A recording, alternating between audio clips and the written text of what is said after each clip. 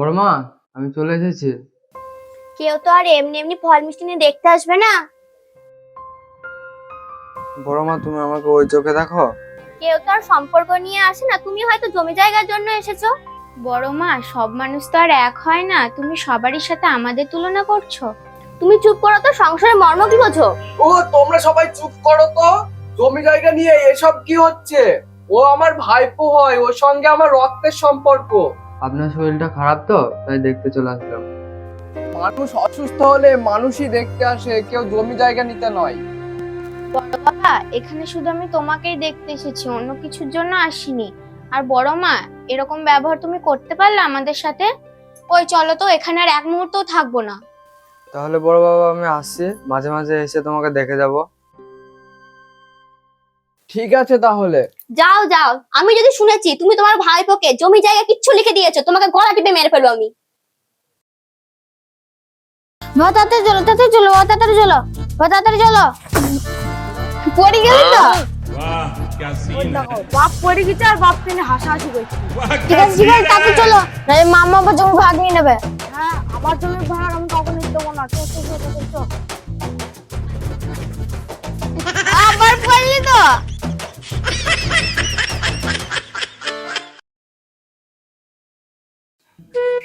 আরে শালা বাবু যে, আরে জামাইবাবু, আসো, বসো বসো, এখানে বসো। আরে শালা বাবু ভালো আছো তো? এই তো চলেই যাচ্ছি। হ্যাঁ জামাইবাবু, ভালো আছে। তা আপনি এখানে কি মনে করে? হঠাৎ করে মানে শ্বশুর মশাইয়ের শরীর খারাপ তো, তাই তোমার ভাগ নিয়ে আমি চলে আসলাম। তা তোমার তো কোনো কাজ না থাকলে তুমি শ্বশুর বাড়িতে আসো না? এই তো শালা বাবু, তুমি ঠিকই বলেছো, বুদ্ধি আছে মানতে হবে। এই তো, এবার তুমি সুধা কথায় আসো। কি আর বলবো শালা বাবু, আমার একটু সাহায্যের দরকার ছিল। এই তো এই 10,000 টাকা মতো। 10,000 টাকা? এই তো সামান্য 10,000 টাকা, লাখ টাকা তো চাইনি। কি, 10,000 টাকা সামান্য টাকা? এটা আমার কাছে 1 মাসের মাইনে। এটা তো আমি 1 মাসের মধ্যে শোধ করে দেবো, এটা আবার কি আছে? 2 মাসে 1 মাস মানে 3 মাসের সমান। জানো শালা বাবু, আমি এখন খুব কষ্টে আছি।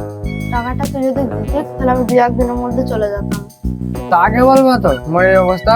আচ্ছা, বিকালে আমাদের বাড়ি এসো, যে খাওয়া দাওয়া করবা, যে দুজনে মিলে একসাথে টাকাটা নিয়ে চলে যাবা। জানিস শালা বাবু, তোর আর আমার এই জন্য এত মিল। তোর বিপদে আমি দেখি, আমার বিপদে তুই দেখিস। ঠিক আছে শালা বাবু, তাহলে তুই বস, আমি আসছি। এইবার আমার 10,000 টাকাটা মনে হয় গেল।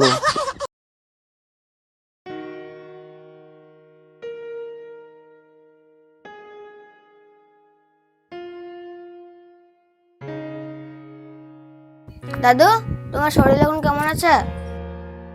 বাবা, তোমার এই বয়সে এত পরিশ্রম করা কি দরকার? কি বলবো বাবা, নিজে তো ঘুমায় না, আমাকেও ঘুমাতে দেয় না। বাবা, একটা কথা বলবো?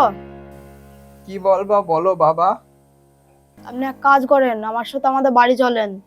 আপনার শরীরটাও খারাপ, 2-4 দিন থাকবেন, শরীর ঠিক হয়ে যাবে, আবার চলে আসবেন আপনার বাড়ি। না বাবা, আমি আর তোমাদের বাড়িতে যাব না। আমি তোমাদের বাড়িতে গেলে তোমাদেরই বেশি কষ্ট হবে। বাবা, আপনি তো আমাদের নিজেদের লোক, আপনি গেলে আবার কি কষ্ট হবে আমাদের? দিদা, তুমি আর এখানটা কত কষ্ট করবা? তুমি চলো না আমাদের, চলো না চলো না। যাবো রে দাদু ভাই, যাবো। জামাই আবার অত ভালো মানুষ কবে থেকে হয়ে গেল? বাবা, আমি আবার খারাপ করেছিলাম? আগে তো ফোন করলে ফোনই তুলতে না। বাবা, আমাদের ওখানে না টাওয়ারের খুব প্রবলেম, ওই জন্য ফোন মন করতে পারি না। আজকাল নিজের ছেলেও এভাবে দেখে না বা। মা, মানুষের বিপদ হলে মানুষই পাশে দাঁড়ায় মানুষের। ঠিক আছে বাবা, তোমাদের ওখানে গিয়ে আমি 2 দিন থেকে আসবো। এই তো বাবা, এতক্ষণ পর আপনি একটা আপন লোকের মতো কথা বললেন। মা, তাহলে কাল সকালে আপনি ব্যাগপত্র গুছিয়ে রাখবেন, দরকার পড়লে আমাদের ওখানে গিয়ে একটা ভালো ডাক্তার দেখাতে হবে। মা, তাহলে আসছি। আচ্ছা তিশা, বউ বাবার গেটে দেখলাম তালা মারা, বড় বাবা কোথায় গেছে? তোমার কি লজ্জা ঘৃণা বলতে কিছু নেই? সেদিনকে বড় মা কত করে অপমান করলো, তার সত্ত্বেও তুমি বড় বাবার খোঁজ নিচ্ছ? তা বয়স্ক মানুষ ওরকম দুটো কথা বলছে বলে আমাকে রাগ করে বসে থাকতে হবে? তোমার বড় বাবা বাড়িতে নেই, জামাইবাবু এসে নিয়ে গেছে। নিয়ে গেছে মানে? তা আমাকে কই একবারও তো বললো না। তোমাকে কেন বলবে? তোমাকে যদি বলে তুমি তো 1000টা প্রশ্ন করবে। আচ্ছা, আমি আবার কি প্রশ্ন করি শুনে? কোথায় যাচ্ছে, কেন যাচ্ছে, কার সঙ্গে যাচ্ছে? যে মানুষটা ছোটবেলা থেকে আমাকে মানুষ করেছে সেই মানুষটা আমি খোঁজ নেবো না?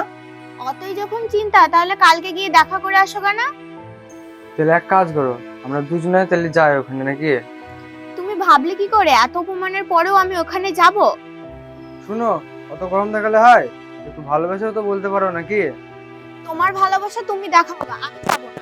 ঠিক আছে, তোমার যেতে হবে না, কাল সকালে আমি একাই চলে যাবো।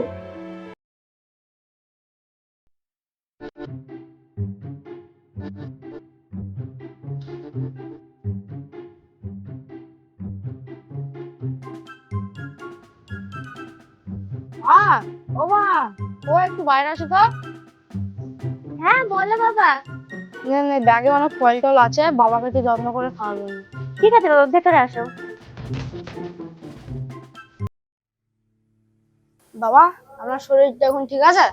বাবা সেরকম ভালো নেই, বুকের ব্যথাটা খুবই বেড়েছে।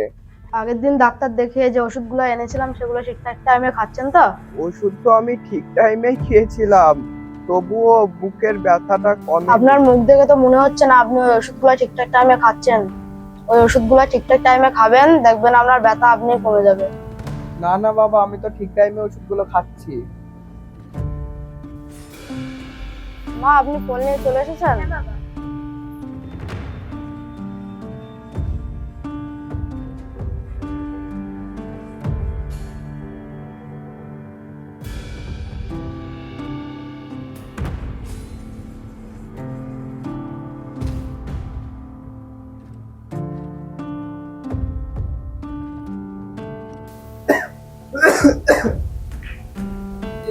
বাবা আমি মনে হয় আর বেশি দিন বাঁচবো না। এই তো বাবা, আপনার আবার সেই ছেলে মানুষের মতো কথা, আপনি এখনো 100 বছর বাঁচবেন। বাবা তোমার আবার কথা, এটা কিরকম কথা বললে? কথা বলতে ওই আপনার অন্নপূর্ণা ভান্ডারটা ঢুকে তো ওই জন্য। বাবা 3000 টাকা করে ঢুকে তো? বাবারও তো মাস গেলে বয়স্ক ভাতা 1500 টাকা ঢুকে। ওই অল্প কিছু ঢোকে বাবা। এবার বুঝলাম আসল ব্যাপারটা কি। তুমি কি বলছো বলো তো? বাবার ওই টাকা তুলতে অসুবিধা হবে না? লাইনে দাঁড়াতে হবে, বাবা কি পারবে সব করতে? টাকাগুলো তুলে বাবার হাতে আমি দেবো। বাবা তোমাকে যেতে হবে না টাকা তুলতে, আমি তোমার বাবাকে নিয়ে আসবো, ঠিক আছে? মা, আপনাদের আমাকে কি দেখে চোর মনে হয়? বাবা আমি তোমাকে ওরকম ভাবে বলতে চাইনি, তোমার যা খুশি তাই করো। ঠিক আছে মা, তাহলে আমি আসছি। ঠিক আছে।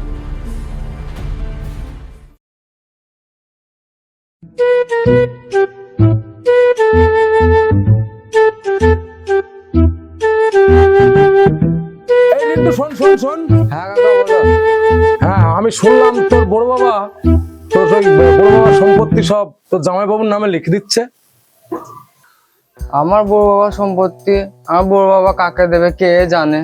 ওই লোকটা আজ 2 বছর বিছানায় পড়ে আছে, সবই তো তুই করলি, কিন্তু তবু তোকে একটু সম্পত্তিটা দিল না। না কাকা, আমি স্বার্থের জন্য কাউকে দেখিনি। ছোটবেলায় আমার বাবা মা মারা গেছে, আমার বড় বাবাই আমাকে মানুষ করেছে। এখন আমার কর্তব্য এই বয়সে বড় বাবাকে দেখা।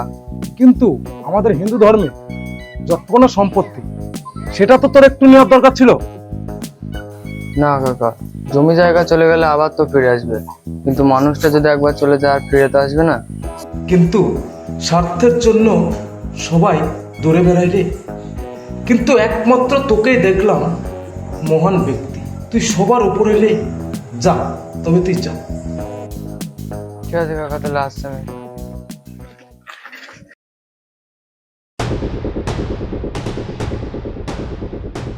আরে ওঠো তো, ওঠো, আমি এই জ্বালা সহ্য করতে পারছি না।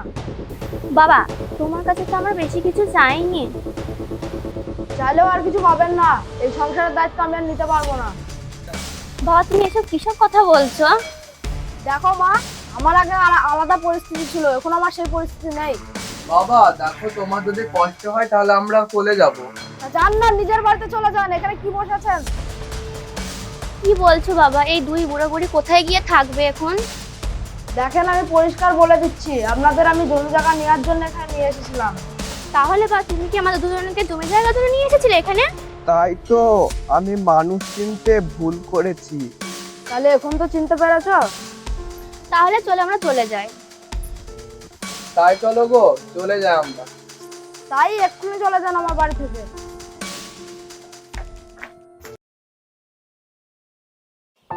কই গো, হয়েছে তোমার? চলো, আমরা আর এই বাড়িতে থাকবো না। হ্যাঁ আমার হয়ে গেছে। জামাই পারলো আমাদের এইভাবে ঘাত ধাক্কা দিয়ে বার করে দিতে? নাও নাও আরো জামাই জামাই করো, জামাইকে সব লিখে দিলে, এবার বসে থাকো পথে। জামাই জামাই আমি করতাম না, তুমি করতে। তোমার জন্যই তো আমি আমার ভাইপোটাকে হারালাম। সব তো এখন আমারই দোষ। ওইসব বাদ দাও, যা হবার হয়ে গেছে, এবার চলো যাই।